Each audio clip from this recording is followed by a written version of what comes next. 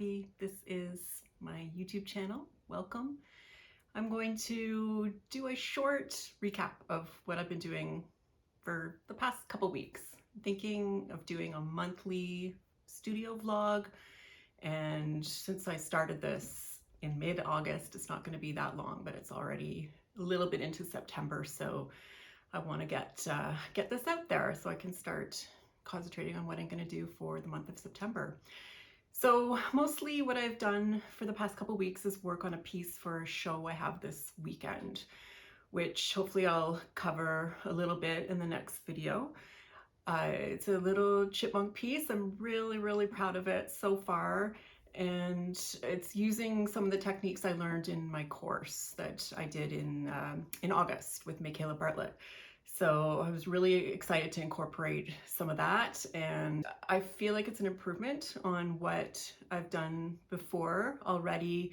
Still have some work to do on faces, I think, and hands and feet are just my absolute nemesis. I'm sure there are some felters out there who can agree with me, but they're coming along. So I'll show you a bit. It's not going to be a tutorial, but I'll show you some of the processes that I used. And then hopefully I'll show you the finished piece by the end of this video. And there's a couple other things thrown in there too. Enjoy! So I made a chipmunk recently, and I didn't have time to make him quite as realistic as I wanted, and I really want to make another chipmunk, maybe a pair. I don't know yet.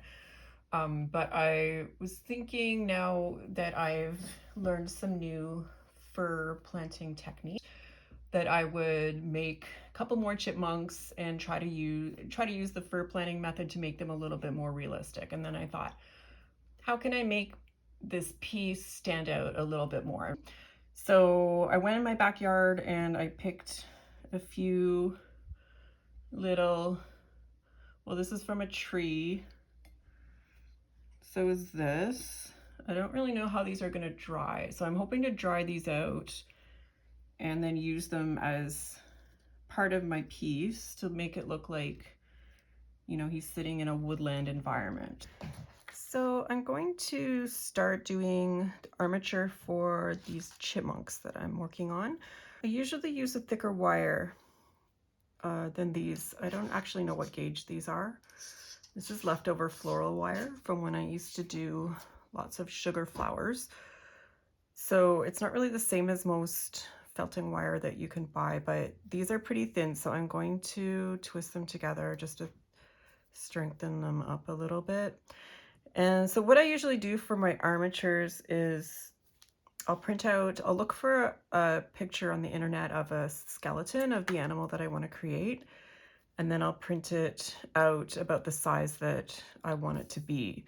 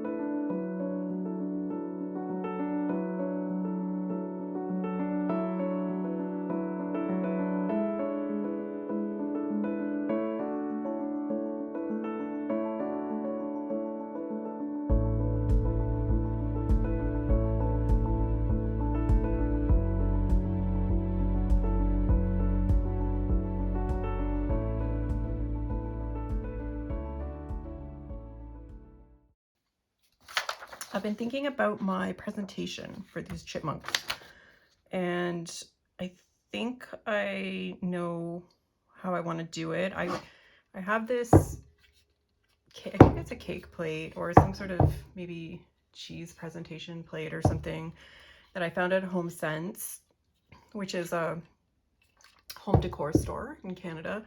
And then I have some of these that I collect in the woods. So I think what I'm going to do is put some kind of wood on top of it like that, and maybe paint this black because it's a little bit chipped. It came like that. Doesn't look great. There's some wood filler in there. It just looks a little bit messy, which I don't like. So I might paint that black and then put this on it. And then here are my little plants that I picked the other day from my yard, and they're drying out really nicely. They've lost their green, which I expected, but I think they still look really nice. And I also found some acorns, really perfect little acorns. And what I might do is just place, it's hard to see from this angle, but place these around this little piece of wood in some way, and then have my chipmunks running around that. So we'll see how that works out. I have to show you my birthday cookies. Look at these. I ordered these from my friend who's an amazing, amazing cookie artist for my 50th birthday. I've known I wanted to for a long time. I got lots of nice presents from my family, and my mom even ordered me a nice cake for the family celebration, but I knew I had to order these for myself because I've wanted to for years. I look at her work and I'm in awe. This is probably my favorite one. So she did a whole bunch of replicas of felts I've made, plus some felting needles. But I think this one is definitely my favorite. Anyway, thanks, Christine. I love them. Oh, and this one too. I love the runner duck.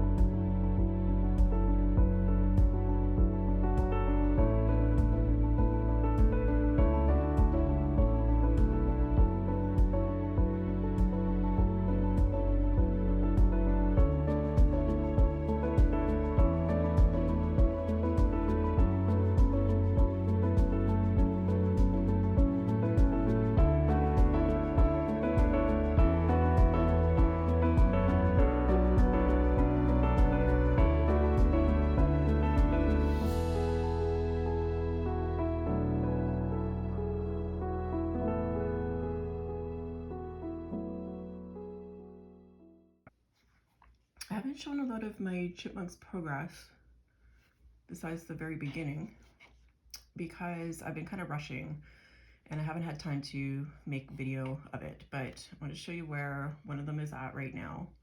So the face and the hands are done, and the feet, and they're placed on, but they're not positioned correctly yet. I'm going to do that at the very end. The fur is starting to be planted, but I haven't trimmed it down yet. So there's a lot still to do, and I hope to get that done today. By the way, I wanted to show you all what my workspace looks like. I'm going to pan out a little bit.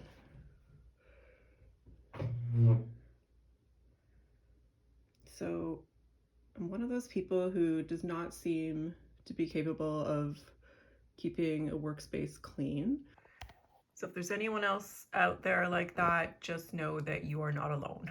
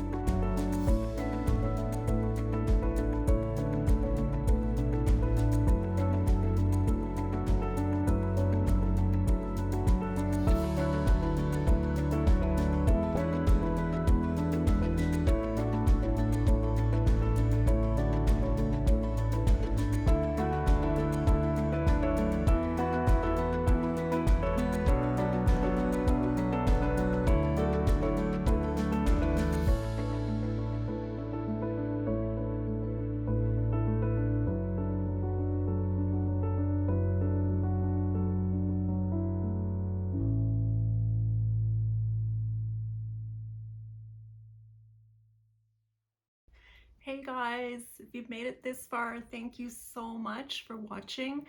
So for the next few weeks, I'm starting school again, so I'm a teacher. I'm a teacher out of college in baking and pastry arts, so that's going to be busy. I have a pretty busy semester coming up, so that will be taking some of my time, but I'm hoping to I really want to do some serious felting using my newfound skills. And I have a whole bunch of little skeletons, I call them, that I've made previously that I may remake. I'll show you. There's a whole bunch of them. I always make these and then I don't finish them for a long time. So there's this wolf, which I actually really like, but I think he's too thick. So with my previous method of flat felting, he would have been okay like this, but with fur planting, I think he'd be too heavy or too fat. So I'm not going to, or I may trim him down a little bit. And then we have, this is going to be a fox. This might be okay as it is, but probably need a little trimming as well. Then a long time ago I made this, well, I don't know what it is yet. It might be a mountain lion. It might be a cougar. I don't know yet. A panther maybe, but I really wanted to try a cat, so that was that idea. And then we have this. So this is going to be an octopus. I don't honestly know. This has been so long since I started this that I don't even really know what I was thinking. I don't really know what the best way to put this octopus together is, but I made the legs separately and the body separately, and it's going to be quite big. So that's going to happen, but it's definitely not going to be in the next month. That's a future project. I also printed this moose skeleton out. That's a little bit of water that got on it. So I really want to do a moose because I really want to concentrate on Canadian animals for the next little while. Anyway, moose is definitely on my list, but I really want to finish this guy. So this is, I don't think I'll finish him in the next month, but I want to do a lot of work on him. And so I've got the teeth and the claws done, which you've seen, and I want to start on the feet. And I'm thinking I'll probably get the feet done by the end of September, and that's probably it. But that's something. So anyway, that's what I've got on for the next little while. Again, thank you so much for being here, and I will see you in the next video. Bye.